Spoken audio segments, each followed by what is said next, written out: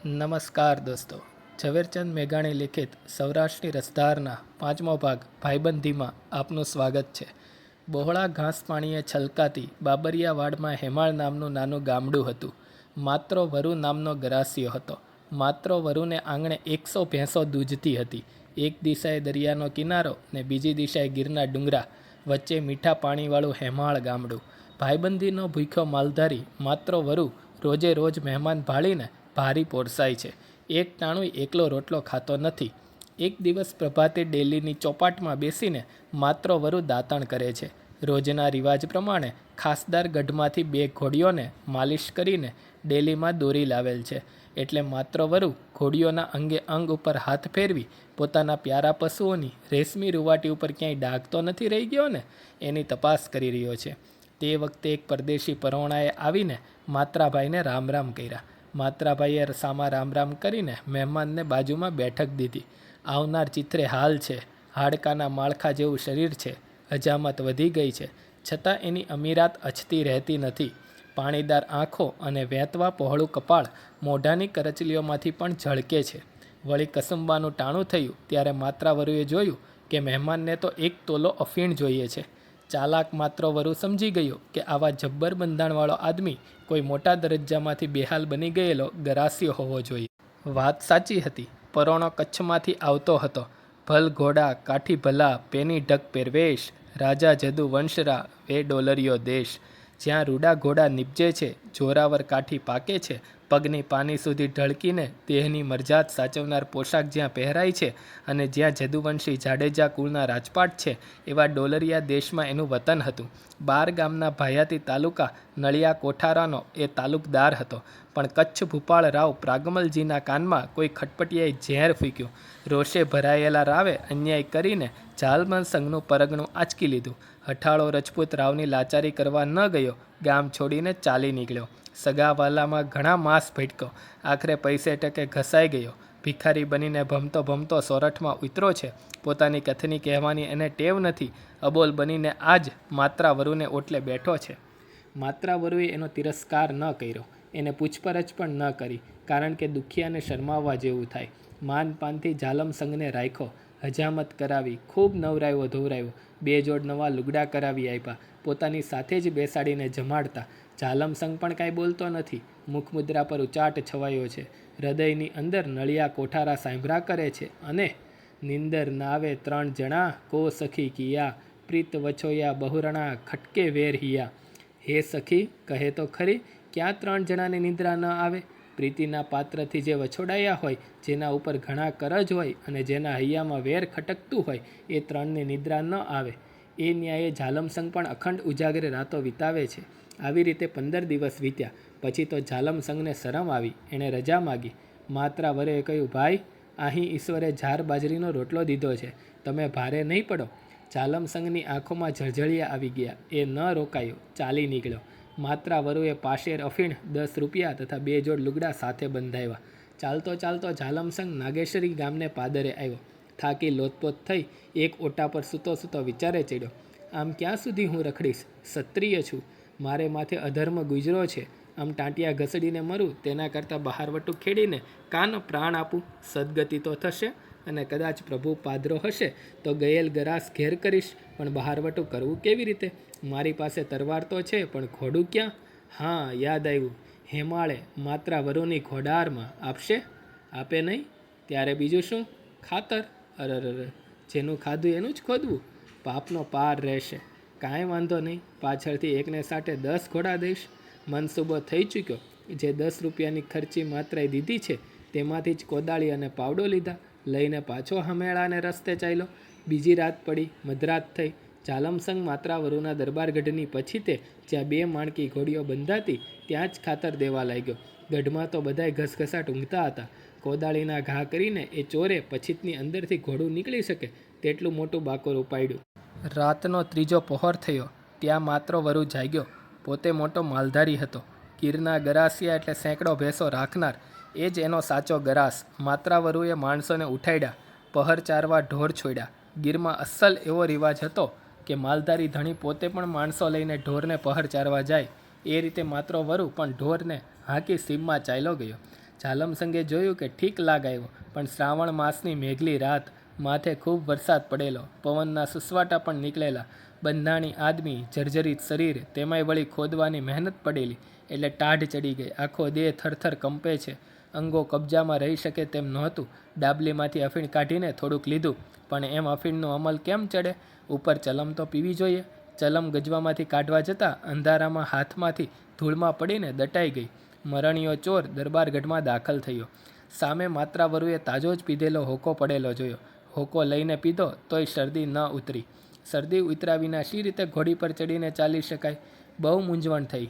શું કરવું? ઓરડામાં નજર ફેરવી. રણનો તેરસો મુસાફર જેમ મીઠા પાણીની તળાવડી દેખે તેમ ઓરડામાં ઊંચે ઢોલીએ સુંવાળી રેશમી તળાઈ અને હુંફાળા ઓઠણ દીધા. બેહોશ દેહ ધ્રુજતો કાંઈ સમજ્યા વિના ઢોલીએ ધઈસો, પણ ઢુકડો થતાં જ થેંભો, જાણે આંચકો વાગ્યો. ઢોલીએ કોઈક સૂતું છે.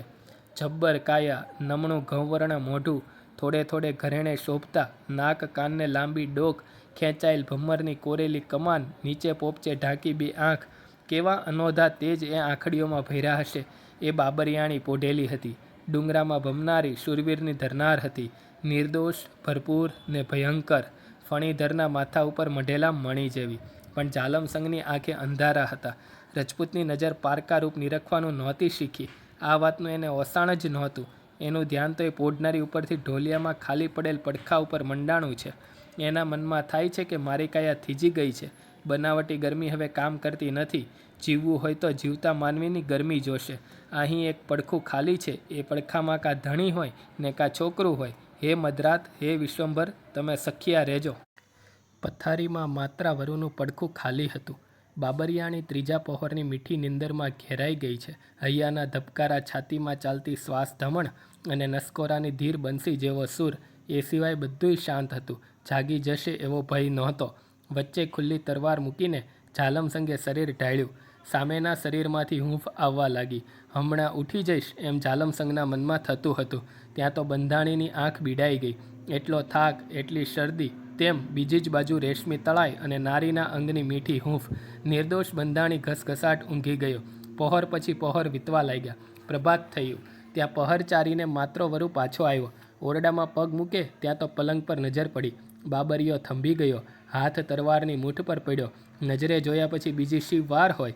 બંનેના કડકા કરવા એણે ડગલું ભર્યું, પણ જઈને જ્યાં સૂતેલા પુરુષનું મોઢું જુએ ત્યાં એની અજાયબીનો પાર ન રહ્યો. આ ભૂખે મરતો મુવા માણસના ભૂત જેવો આદમી 15 દિવસ સુધી મારે આશરે પડેલો. મારી સ્ત્રી સાથે ને પલવાર વાત કરવાનો પણ વખત નથી મળ્યો. આવા ઉપર આ બાબરિયાણી મોહે, આ મુર્દાની ઉપર, અને આ સ્ત્રી પુરુષ વચ્ચે તરવાર શાની? કાંઈક ભેદ છે. મારીશ, પણ એકવાર ખુલાસાનો સમય આપીશ. પગનો અંગૂઠો ઝાલીને જરા દબાયો ત્યાં તો સંચાવાળી કોઈ પૂતળી ખડી થાય તેમ બાબરિયાણી બે બાકડી બેઠી થઈ ગઈ. આ કોણ? માત્રાએ આંગળી ચીંધાડી. પડખામાં સૂતેલા પુરુષની સામે સ્ત્રી નિહાળી રહી. શું બોલે? પલંગ પરથી નીચે કૂદી એટલું જ બોલી શકી, હું કાંઈ નથી જાણતી. ઠીક, જા, જલ્દી શિરામણ તૈયાર કર. સ્ત્રી શિરામણ તૈયાર કરવા ગઈ અને માત્રાવરુએ ખરલ લઈને 5 તોલા અફીણ ઘોળવા માંડ્યું. આ તરફ કસુંબો તૈયાર થયો. બીજી બાજુ શિરામણ પણ તૈયાર થયું. માત્રાવરુએ મહેમાનને ઢંઢોળીને જગાડ્યા. કહ્યું, ચાલો ભાઈ, કસુંબો તૈયાર છે. મહેમાન જાગ્યો. આંખો ચોળીને જ્યાં નજર કરે ત્યાં રામ રમી ગયા. પોતે માણકી ઉપર ચડીને કચ્છમાં બહારવટું ખેડી રહ્યો છે. રાવની ફોજને ધમરોળે છે. રાવને મહેલે ચડે છે એવું સ્વપ્ન ચાલતું હતું. તે ભાંગી ગયું. ઘોર સત્ય નજર સામે ખડું થયું. પછી તો જીવવાની આશા ક્યાં હતી? હમણાં ડોકું ધડથી નોખું થશે. પણ એ જાણે કાંઈ બન્યું નથી એવી ધીરજથી બેઠો થયો. કોગળા કર્યા, મોં ધોયું. ધોબા ભરી ભરીને માત્રવરુ કસુંબો આપવા લાગ્યો.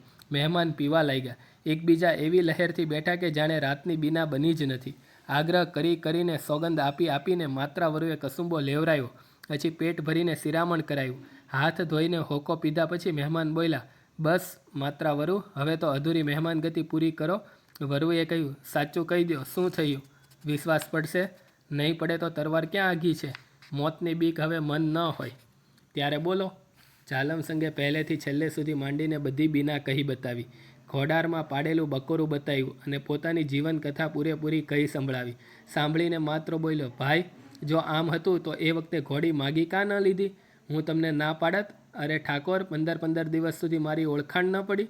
અરે બાપ, મારી દશા ફરી એટલે જ મને કુમત્ય સૂજી. માત્રાવરુએ માણકી ઉપર નવો સામાન મંડાવ્યો. એક ખડીયો તૈયાર કરી તેમાં 1 શેર અફીણ મુકાવ્યું. રૂપિયા 100 રોકડા ઝાલમસંગના હાથમાં આપ્યા. પછી ઘોડી છોડી ડેલીએ જઈને બોલ્યા, લ્યો ઝાલમસંગ ઠાકોર, આ માણકી લઈ જાઓ ને ગરાસ ઘેર કરો. ઝાલમસંગે હાથમાં લગામ તો લીધી, એના મનમાં તો આ બધી મશ્કરી જ લાગતી હતી. એ ધારતો હતો કે થોડે આગે જઈશ એટલે આ ભર ડાયરા વચ્ચે મને પછાડીને ચીરી નાખશે. માત્રાવરું એક બાજુનું પેંગડું પકડ્યું. મહેમાનને ઘોડી માથે ચડાવ્યા. મીઠી જીભના રામ રામ કહ્યા. જોત જોતામાં તો ઘોડી હેમાળના ઝાડવા વટાવી ગઈ. કચ્છમાં ઝાલમસંગ ઠાકોર માણકી ઉપર ઘૂમી રહ્યા છે. કચ્છના તમામ ભાયાતો અંદરખાનેથી એની મદદે માણસોને નાણાં આપી રહ્યા છે. ભાયાતોને ભણકારા વાગી ગયા હતા કે આજ ઝાલમસંગનો ગરાસ છૂટાયો એમ કાલે આપણો પણ છૂટાશે. ઝાલમસંગ સૌના સામટા બળે જૂજવા લાગ્યો. રાવની ફોજ આવા આખા ભાયાત મંડળના સામટા ભુજબળ સામે ક્યાં સુધી ટકી રહે? રાવ થાયકો, ચેતી ગયો. ઝાલમસંગનું મનામણું કર્યું, પરગણું પાછું સોંપ્યું. એટલું જ નહીં પણ એ અન્યાયના તમામ વર્ષોની નુકસાની ભરી કરી આપી. કાઠિયાવાડમાં કોઈ ચારણ જતો હોય, કોઈ મુસાફર જતો હોય, ગમે તે જતો હોય, તે તમામની સાથે ઝાલમસંગ પોતાના જીવનદાતાને સંદેશો મોકલાવ્યા જ કરે કે માત્રાભાઈને કહેજો એ કાંટો આવી જાય. એવા અનેક જણા જઈને માત્રાવરુને સંદેશો આપે, પણ વિના નિમિત્તે એવા ધંધારથી આદમીથી લાંબે ગામતરે સી રીતે નીકળાય? ઝાલમસંગના સુખી દિવસ પાછા વળેલા સાંભળીને માત્રવરુ પોતાના મનમાં ઊંડો આનંદ પામતો. સંવંત 1885માં ચારેય દિશામાં ભયંકર દુકાળ પડ્યો. કાઠિયાવાડમાં કારમી ભૂખ ફેલાઈ ગઈ. માત્રાવરુ જેવા માલધારીનો આધાર તો કેવળ મેં પાણી ઉપર જ હોય, એટલે દુકાળે એના ઢોરનો કચ્ચર ઘાણ વાળ્યો. એનું ગામ ઉજ્જડ થયું. એવાના ઘરમાં નાણાં બહુ ન હોય, હતું એટલું ઢોરને ખવડાવી દીધું. એને ઉંમરે ભૂખમરો આવી ગયો. સ્ત્રી પુરુષને બંનેને 3 તો લાંઘણો થઈ. માત્રવરુ ક્યાં જાય? ચતુર સ્ત્રીએ સંભાળી આપ્યો કે કચ્છ જાય, ઝાલમસંગભાઈ જરૂર આશરો દેશે. માત્રાને એમ પારકે આશરે જેવું વસમું તો લાગ્યું, પણ પોતાના મિત્રોનું પરખું કરવાનુંય મન થયું. બેય ચાલી નીકળ્યા. બાઈના માથા ઉપર ફક્ત એક કોડી જડેલો સૂંડો અને એમાં થોડાક ગાભા, એ જ એની ઘરવખરી હતી. જોડિયા બંદરે ઉતરીને ધણી ધણિયાળી નળિયા કોઠારને માર્ગે ચડ્યા. પાદર પહોંચ્યા. પાદરમાં એક તળાવડી હતી. માત્રાવરુએ બાઈને કહ્યું, તું અહીં બેસજે, હું ત્યાં જાઉં, એનું મન કેવું છે તે જોઉં. આદરમાન જોઈશ તો તને તેડી જઈશ, નહીં તો 2 જણા બીજે ક્યાંક ચાલી નીકળશું. બાબરિયાણી તળાવડીની અંદર કરમડીના ઢુવાની ઓથે બેઠી. માત્રવરુ ગામમાં ગયો. બજારની સામે જ દરબારગઢ હતો. ડેલીએ બેઠા બેઠા ઝાલમસંગે મહેમાનને આવતો જોયો. પોતાના મિત્રની અણીસાર આવી, પણ મનમાં થયું કે અરે, માત્રાવરુની કાંઈ આવી હાલત હોય? વળી વિચાર આવ્યો કે કેમ ન હોય? હું 12 ગામનો ધણી હતો, તોય બેહાલ બની ગયેલો. ત્યારે આ તો માલધારી છે, એને પાયમાલ થતાં શી વાર? ત્યાં તો મહેમાન નજીક આવ્યો, બરાબર ઓળખાણો. ડેલીમાંથી સામે દોટ કાઢીને ઝાલમસંગે મિત્રને બાથમાં લીધો. માણસો ચકિત થઈ ગયા. સૌને ઓળખાણ પડાવી. પછી પૂછ્યું, પણ મારા બોન ક્યાં? પાદર, તળાવડી કાંઠે બેઠેલ છે. અરર, ત્યાં બેસાડી રાખ્યા? ઝાલમસંગે પોતાની પાસે 4 વર્ષનો કુંવર ગગુભા રમતો હતો. તેને પોતે હરખના આવેશમાં કહી દીધું, જા બેટા, તારી માને કહે કે રથ જોડીને બધા ગાતા ગાતા પાદર જાય ને ફૂઈને તળાવડીની પાણીથી તેડી લાવે. ફૂઈ એવું નામ સાંભળીને ગગુભાઈએ દોટ મૂકી. ફૂઈ અને તે તળાવની પાળે? ઓહો, કેવી હશે એ ફૂઈ! અદ્ભુત ફૂઈ! હું પરબારો જ જાઉં, એકલો જઈને તેડી લાવું, મા બાપ પાસે જશ ખાટું? એવા અણબોલ ભાવ એના નાના હિયામાં કૂદી રહ્યા. દરબારગઢની અંદર ન જતા એ તો પાદર તરફ જ દોડ્યો. લોકોની અડફેટને ગણકારી નહીં. તળાવડીને કાંઠે આવ્યો. સૂકી તળાવડીની અંદર કરમડીના ઢુવાને છાંયે બાબરિયાણી બેઠેલી છે. બાળકે પોતાની કાલી વાણીમાં પૂછ્યું કે અહીં માલી ફૂઈ છે ને? હા, આવ બેટા, હું જ તારી ફૂઈ છું, આવ મારા ખોળામાં. આતુર બાળક તળાવડીમાં ઉતરો. બાબરિયાણી એને ખોળામાં બેસાડ્યો. છોકરો ડાયો ડમરો થઈને ચૂપચાપ બેઠો. ફૂઈના મોં સામે જ જોઈ રહ્યો. એના શરીર પર હેમના દાગીના હતા. બાબરિયાણીને અવળીમતી સૂજી. ચોપાસ નજર નાખીને જોયું તો કોઈ ન મળે. ઝડપથી બાળકીની ડોક પોતાના જાજરમાન પંજામાં દાબી દીધી. એક તીણો અવાજ સંભળાણો અને સુકોમળ બાળકનો પ્રાણ ચાલ્યો ગયો. બાબરિયાણીએ એના અંગ પરથી તમામ દાગીના ઉતારી સૂંડામાં મૂક્યા. મુર્દાને ઢોવાની અંદર ઊંડે ઘાલી દીધું. ઉપર ધૂળ વાળી દીધી. પછી પોતે સૂંડો લઈ તળાવની પાળે આવીને બેઠી. થોડી વારમાં તો રણવાસમાંથી રથ આવીને ઊભો રહ્યો. ઝાલમસંગના ઠકરાણી નીચે ઉતર્યા. એકબીજાને મળ્યા અને બોનને રથમાં બેસાડી ગામમાં લઈ ગયા. બહેન એવી તો હવે લાંબો સમય રહેવાના એમ સમજીને એક અલાયદી મેડી મહેમાનને માથે કાઢી આપી. સૂંડો લઈને કાઠિયાણી પોતાની મેડી ઉપર ચડી ગઈ. પોતે ક્યાંય સૂંડો અળગો કરતી નથી. જમવાનો વખત થયો. ગાદલી નંખાણી, થાળી પીરસાણી, પંગત બેસી ગઈ. પણ ઝાલમસંગને તો રોજ ગગુને સાથે બેસાડીને રોટલા જમવાનો નિયમ હતો. એને ગગુ સાંભળ્યો. એલા, ગગુ કેમ નથી દેખાતો? ગઢમાં ચારેય બાજુ તપાસ થઈ, પણ ગગુભા ન મળે. ઠાકોર કહે કે મેં ગઢમાં મોકલેલો. રાણી કહે કે ગગુ અંદર આવ્યો જ નથી. ગગુને અંગે દાગીના હતા એટલે ઠાકોરને ગામના કોળીઓ ઉપર વહેમ આવ્યો. બધાને બોલાવીને ધમકાવવા અને મારવા લાગ્યા, પણ કોઈ ન માને. કોઈને ખબર નહોતી. વાવડ મળ્યા કે ભાઈ તો દોડીને પાદર તરફ જતા હતા. માત્ર વરુ પણ ઉચાટ કરવા લાગ્યો. પોતાની સ્ત્રીને પૂછવા ગયો કે એણે તો પાદરમાં ક્યાંય કુંવરને ભાળ્યો નથી ને. સ્ત્રીએ બધી વાત કહી, દાગીના બતાવ્યા. સાંભળીને માત્ર વરુ પથ્થરનું પૂતળું બની ગયો. તે આ ગજબ કર્યો. મેં જાણ્યું કે કોઈ વેપારીનો છોકરો હશે. મનમાં થયું કે અહીં ભાઈ આદરમાં નહીં આપે તો કાલે ક્યાં જઈને ખાશું. હું સ્ત્રી જાત, બુદ્ધિ બગડી, ડોક મરડીને મુર્દું તળાવની અંદર કરમડીના ઢુવામાં દાટ્યું છે. પછેડીમાં દાગીનાની પોટલી બાંધી બગલમાં છુપાવી માત્ર વળું કાળું ધમ મોં લઈને મિત્રની પાસે આવ્યો. એકાંતમાં બોલાવીને કહ્યું, શા માટે નિર્દોષને પીટો છો? આ રહ્યા અપરાધી. એમ કહીને દાગીના બતાવ્યા, બધી હકીકત કહી. ઝાલમસંગના મોં પરની એક રેખા પણ ન બદલી. એ બોલ્યા, માત્રાભાઈ ચૂપ જ રહેજો. લાવો દાગીના મારી પાસે. ખબરદાર જરાય કચવાશો નહીં. હું હમણાં આવું છું. બગલમાં દાગીના સંતાડીને કોઈ ન દેખે તેવી રીતે ઝાલમસંગ એકલા તળાવડીમાં પહોંચ્યા. ઢુવા પાછળ લપાઈને કુંવરનું મુર્દું કાઢ્યું. એક એક દાગીનો મુર્દાને ફરી પહેરાવી દીધો. મુર્દાને બગલમાં છુપાવી છાનામાના ગઢમાં આવ્યા અને એલા, અહીં અગાશી ઉપર તો ગગુ નથી ગયો ને? એમ બોલતા ઝપાટાભેર અગાશી ઉપર ગયા. બાળકના મુર્દાને અગાશીની દિવાલ ઉપરથી ભર બજારમાં પડતું મૂક્યું અને બૂમ પાડી, અરર, ગજબ થઈ ગયો. ગગુ પડી ગયો. પોતે નીચે ઉતરા. ગગુનું મળદું બજારમાંથી લાવવામાં આવ્યું. પછી ઠાકોરે સૌને કહ્યું, હું ઉપર જોવા ગયો. ગગુ બારીમાં રમતો હતો. મેં હાકલ કરી એટલે ગગુ ડરી ગયો, દોડ્યો, ડરથી પડી ગયો. ભાઈ, તમારો ઘોર અપરાધ કર્યો છે. હવે અમને રજા આપો. માત્રાભાઈ, મારા જીવનદાતા, કુંવર માર્યો એ બહુ મોટો અપરાધ? તે દિવસે તમે મને ન બચાવ્યો હોત તો આજ ક્યાંથી હોત એ કુંવર ને ક્યાંથી હોત આ મોલાત મેળી? પણ ઝાલુભા, અમારા પગલાં ગોઝારા થયા. એમ બોલતા માત્રાવરુનું હૈયું ભરાઈ આવ્યું. માત્રાભાઈ, આમ જુઓ, 1 વરસ રહો અને બીજો ગગુ તમારા ખોળામાં રમતો બતાવું. ગગુ તો ઘણા મળશે, પણ તમે સરખો ભાઈ ખોઈ બેસું તો પછી ક્યાં ગોતું? માત્રાભાઈના અને બહેનના મનનું સાંત્વન થયું. બંને જંપીને ત્યાં રહેવા લાગ્યા. આદરમાનમાં લગારે ઉણપ આવી નહીં. દીકરાના મરણની વાતનો જો ઝાલમસંગે ફરી ઉચ્ચાર પણ ન કર્યો. ગઢમાંથી એ વાત જ બંધ કરાવી. 5 વરસ વીતી ગયા. કાઠિયાવાડમાં સારા વરસ થયાનું સાંભળ્યું. માત્રાવરુને જન્મભૂમ યાદ આવી. એણે હાથ જોડીને ભાઈબંધની રજા માગી. ભાઈ, અહીં રહો તો મારા 6 ગામ કાઢી આપું.